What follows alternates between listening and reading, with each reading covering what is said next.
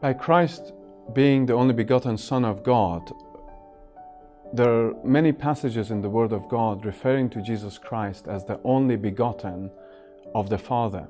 For example, in John's Gospel, chapter 1 and verse 18, it says, "No man hath seen God at any time, but the only begotten Son, who is in the bosom of the Father, he hath declared him." Or that very well-known passage, John 3:16, "For God so loved the world that he gave his only begotten Son, that whosoever believeth in him should not perish, but have everlasting life."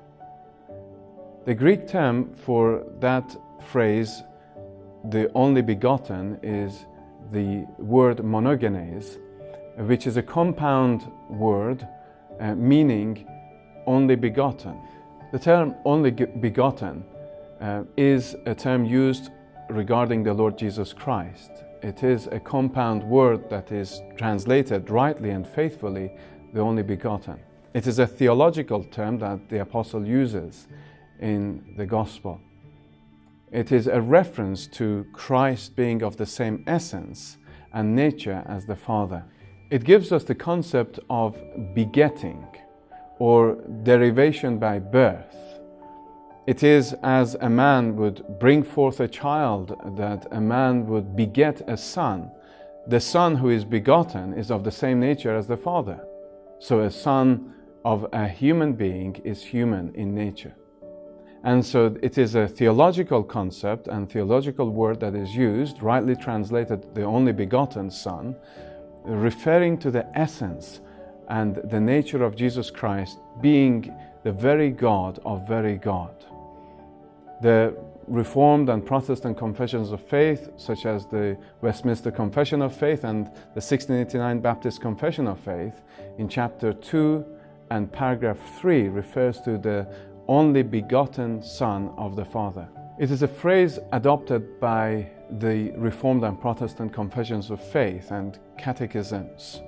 For example, the Westminster Confession of Faith and the Baptist Confession of Faith, 1689, uses the term, "The Son is eternally begotten of the Father."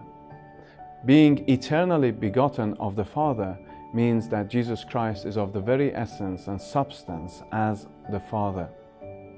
And therefore, he is of the same nature.